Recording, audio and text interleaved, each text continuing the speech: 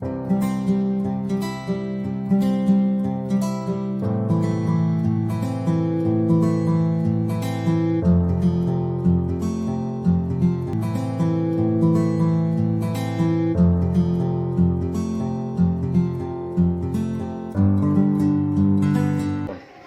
Friends, ഇന്ന് ഞാൻ നിങ്ങളെ പരിചയപ്പെടുത്താൻ പോകുന്നത് ജലദോഷത്തിനും പനിക്കുമെല്ലാം ഫലപ്രദമായ ഒരു കഷായമാണ്. ഇതിനാവശ്യമായ ചേരുവകൾ എന്തെല്ലാമെന്ന് നമുക്ക് നോക്കാം.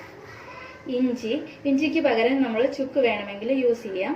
കുരുമുളക് പൊടി, മല്ലി, പനിക്കൂർക്കയുടെ ഇല, തുളസി ഇല, തൃപ്പല്ലി, ഇത് ആയുർവേദ കടകളിലൊക്കെ ലഭ്യമാണ്.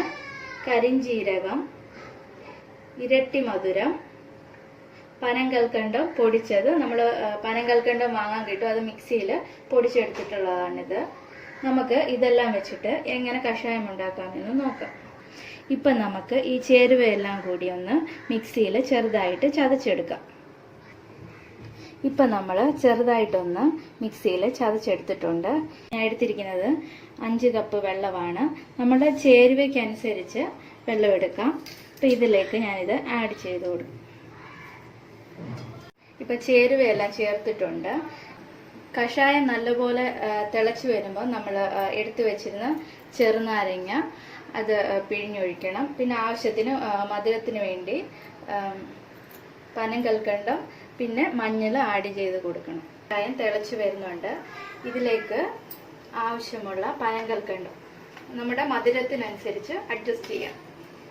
പിന്നെ മഞ്ഞൾപ്പൊടി, ഇത് ആദ്യമേ ചേരുവയോടെ ഇട്ടാലും കുഴപ്പമില്ല, അത് നമ്മുടെ ഇഷ്ടം.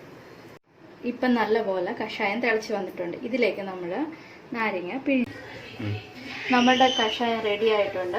നമുക്കിതൊന്ന് അരിച്ചെടുക്കാം. പനിക്കും ജലദോഷത്തിനും വളരെയധികം ഫലപ്രദമായ ഒരു കഷായമാണിത്. കൊച്ചുകുട്ടികൾക്കെല്ലാം 2 സ്പൂൺ കൊടുത്താൽ മതിയാവും. ചുമയ്ക്കോ, ജലദോഷത്തിന്, തൊണ്ടവേദനയ്ക്ക് എല്ലാത്തിനും വളരെയധികം ഫലപ്രദമായ ഒരു കഷായമാണ്.